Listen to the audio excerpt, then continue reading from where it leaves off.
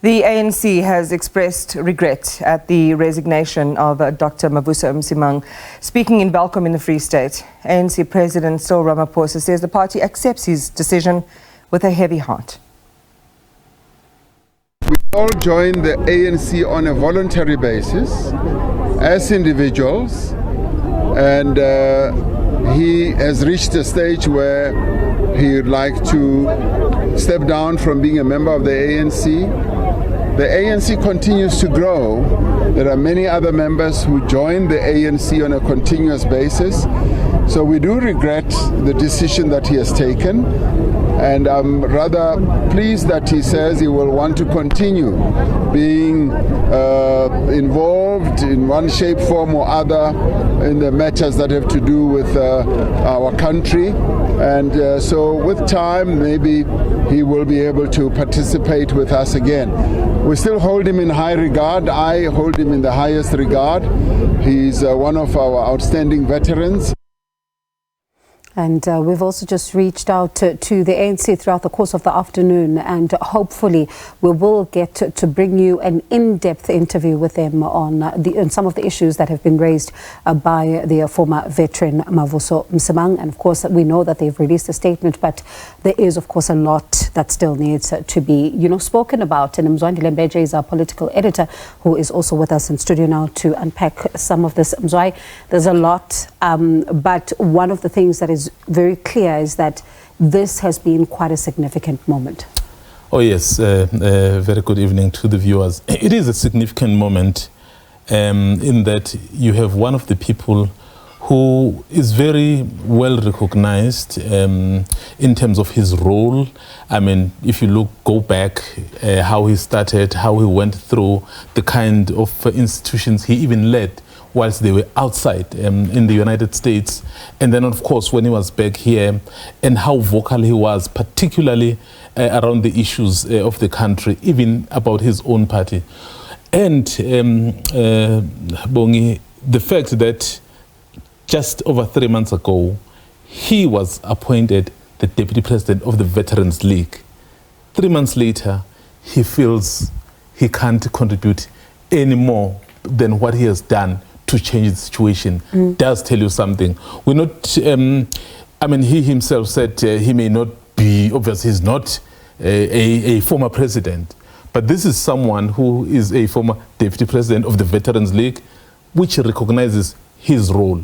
So you can't just take it lightly that, well, it's another Mavuso Msimang living. So it is quite significant that such a veteran leaves the party.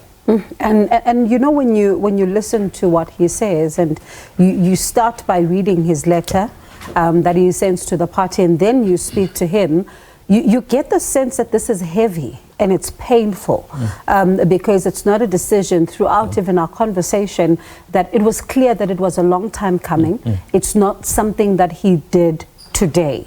So he was, in fact, speaking as someone that would be so, who was at pains to try and articulate himself over time.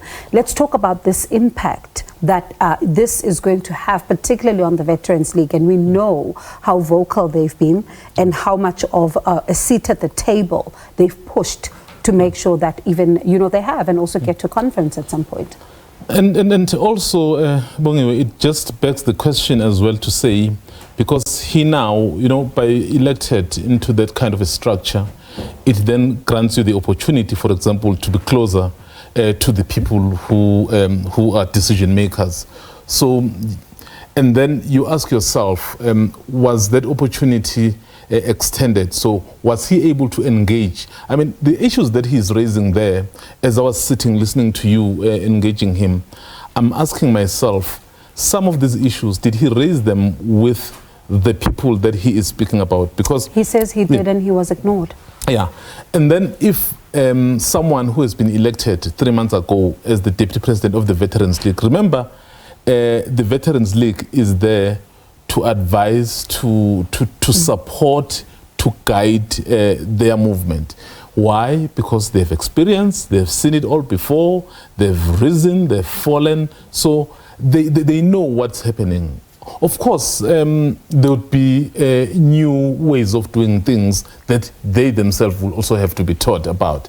But when it comes to the character of their organizations, they are the ones who are really responsible, or rather proper, in terms of giving direction.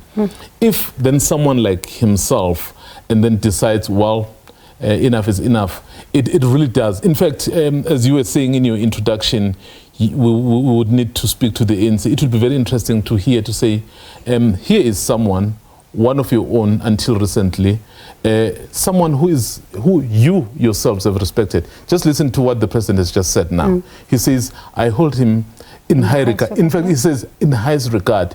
I hope he will continue being one of our veterans, which is true. This is someone who you have publicly said you respect. He has been in the structures, obviously making it possible to engage with everyone. So how did you respond to some of the issues? Because some of the issues he's articulating are issues that are being articulated by other people out there, because some of them are just out there in the open, so you can deal with them. So how was the response? Yes. And Mzwa, you talk about some of the issues. One of them is also something we heard the ANC president talking about in the January 8th statement, that is around the branches and how they are planning now to make sure that they are bringing up the branches again, strengthening the branches again. But when you listen to, Mr. Msimang, when he says that we were trying to get involved there as the Veterans League because of experience and because of what we are seeing unfolding in the branches. And the ANC talks about amandla semasebeni. Yes. But right now you look at this, the way the branches are, even with the list process.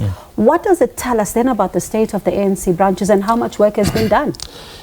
You know, one of the things that I think has really dealt the ANC a very serious blow in terms of its quality and growth. Yes, there's nothing wrong in growing as a party. In fact, it's desirable because the more sometimes will be able to enrich. I mean, if you engage with a number of people, they will be able to give you different ideas and then they can enrich you. But then you would have an instance of a political party which is in power. So where sometimes you'll find people who will come into the fold, not necessarily because they are so much interested in that which are your values, but because they see the possibility, they see the vehicle that can get them to the kinds of access they've always been yearning for. So that is what you've had in the main with the ANC. Because, I mean, how do you explain or describe the fact that in some parts of the country, councillors need to have bodyguards? A councillor is someone that we have sent as the community to look after, our needs. But because it's not so much about serving, it's about the possibility of getting to those resources. So once the priority is about accessing resources, then you forgot your core business, which is service. So what has tended to permeate in the ANC broadly is that it has attracted some of those and then tended to reduce the quality of what the movement used to be. And it appears that element, make me no mistake, Ebongi, there's a number of good quality people within the ANC. But then it appears that perhaps those who may not necessarily be desirable in terms of what the ANC seeks to achieve may be a domineering factor. That is why they are talking renewal, but it seems to be only in name, because on the ground we see something a bit different. I feel like you and I are going to be talking a lot because there's a lot that's happening towards 2024, and you talk about the caliber, you talk about what's happening. One thinks about that elective conference in Cape Town, where Madiba also spoke about what has been happening. So it's going to be an interesting road to the elections. But Mzwai, let me let you go and see what happens then on that front of getting more of a response from the ANC. We will continue to reach out to them. That is Mzwandile Mbeje, our SABC News political editor.